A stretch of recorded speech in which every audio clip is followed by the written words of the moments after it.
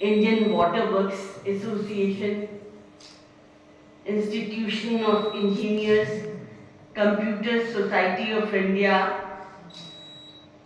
Allahabad management association और BSNL इनके संयुक्त प्रयास से ये आज का कार्यक्रम हुआ और श्रोता भी बड़े गुणी और बड़े चुन के रखे गए थे। हमारे मैनेजिंग डायरेक्टर हमारे GM BSNL के, उन्होंने इतने सुंदर ढंग से पूरी व्यवस्था का जो खाका बताया हम लोगों को कि किस तरह से ये सारी चीज़ें व्यवस्थित की जाती हैं।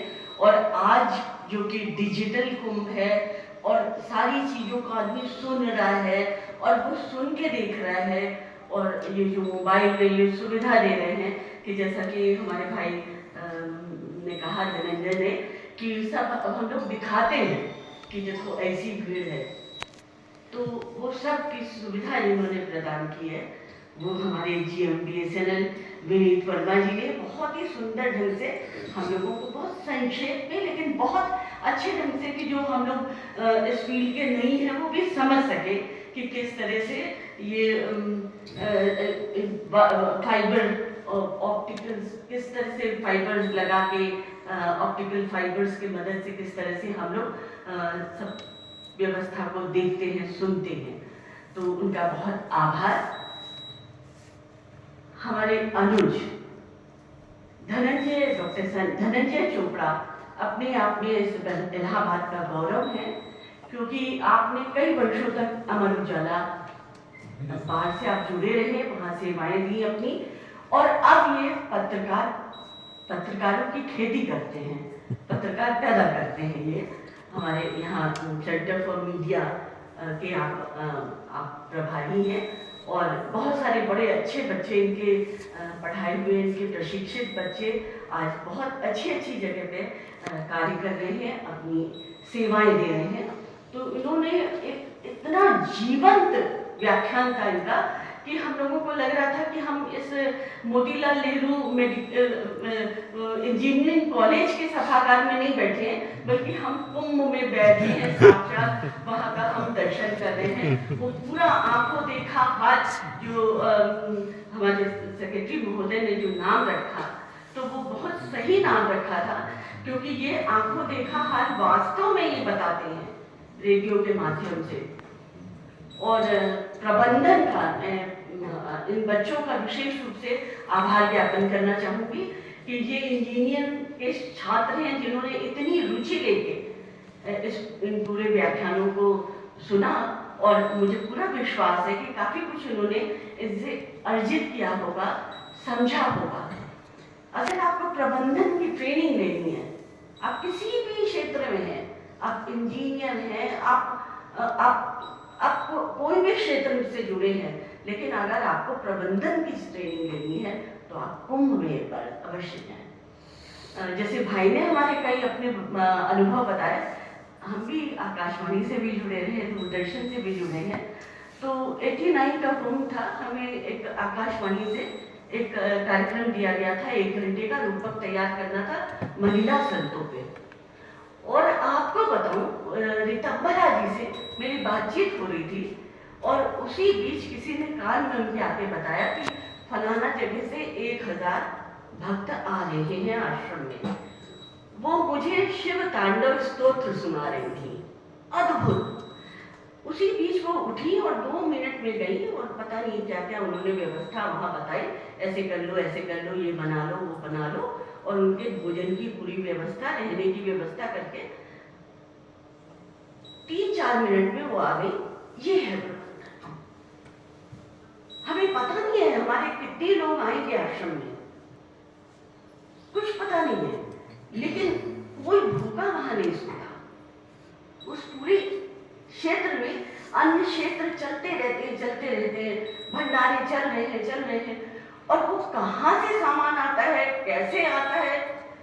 तो अगर प्रकृति की और आध्यात्म की आपकी अद्भुत उसका स्वरूप देखना है, तो आप कुंभ में देखिए कि किस तरह से हमारी गंगा माँ सारा क्षेत्र छोड़ देती है कल्पवासियों के लिए। अब सोचो 40 करोड़ लोग स्नान करेंगे और गंगा जल वैसे का वैसा। कितनी अद्भुत बात है, आप सोचिए, कल्पना करिए कैसे लोग जल की व्यवस्था करते हैं, पेय जल की व्यवस्था करते हैं, कैसे इलेक्ट्रिसिटी डिपार्टमेंट सबको इतना इलेक्ट्रिसिटी हर जगह देखिए जगमगाता रहता है कुंभ, क्योंकि ये आकर्षण। और सब अगर रात दिन ना जगमगाए तो लोग रास्ता भटक सकते हैं। तो क्या कहाँ से व्यवस्था होती है इसमें?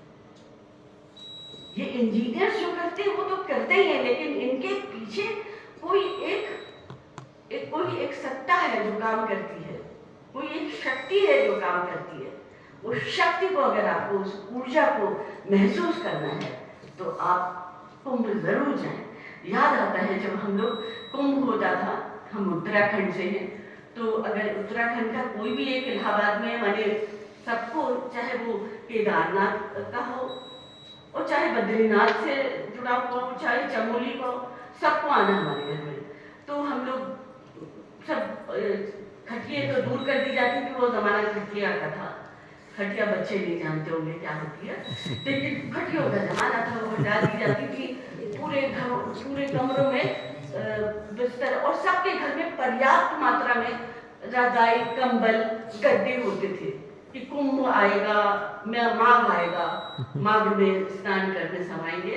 तो चाहे हम लोग के बोर्ड के एग्जाम जो हो, हम सब आतिथ्य सत्कार में जुड़ जाते थे। अब वही अतिथि फोन पे कहते हैं कि भाई हमारा वो टेंट सिटी में, हमारा वो 25,000 वाला कमरा या 45,000 वाला, वो उसकी व्यवस्था करवा दो, बुक करवा दो। तो कितना परिवर्तन आया है, सुविधाओं की तरफ हम भाग रहे हैं। अब हम चाहते हैं हम बहुत अच्छी तरह से रहें, हमारा परिवार, क्योंकि उनको अपने बच्चों के लिए ये व्यवस्था करनी है। वो तो रह सकते हैं, उनके बच्चे नहीं रह सकते टेंट सिटी में। अगर कोई साधारण सा टेंट लगा है उसमें बच्चे नहीं रह पाएंगे, तो इसलिए बच्चों के लिए वो सब कर रहे हैं। लेकिन ये भी एक अच्छा संदेश है, ये एक अच्छा हमारा एक दिखाई पड़ता है कि हम कितनी प्रगति कर रहे हैं, कितनी आगे जा रहे हैं हम, कितना हमारा भारत कहाँ है, ये विदेशी आगे यहाँ देख रहे हैं गंगा के तट पे। तो हम सब यहाँ जितने सभागार में थे सबने कुंभ तो नहा लिया, कुंभ के दर्शन कर लिए, लेकिन फिर भी आप सबका बहुत बहुत आभार। हमारे जितने इंजीनियर्स यहाँ हैं और हमारे इलाहाबाद मैनेजमेंट में के तो कुछ लोगों का हम नाम जानते हैं तो बता सकते हैं। हमारे राजीव माहेश्वरी जी जो यहाँ सीनियर सिटीजन के प्रेसिडेंट हैं, आप हमारे साथ हैं। प्रोफेसर राजीव मंगर जी हैं, हमारे president dynamic president OP Goyal ji आप हैं यहाँ पर। रत्नेश, हमारे ट्रेजरर रत्नेश दीक्षित जी हमारे साथ हैं, और जितने भी यहाँ हैं सबका मैं नाम नहीं जान रही हूँ, इसलिए सबको मेरा प्रणाम, सादर प्रणाम। हर हर गंगे, हर हर गंगे, हर हर गंगे, हर हर गंगे, थोड़ा तेजी लाइए ना, हर हर गंगे, हर हर गंगे।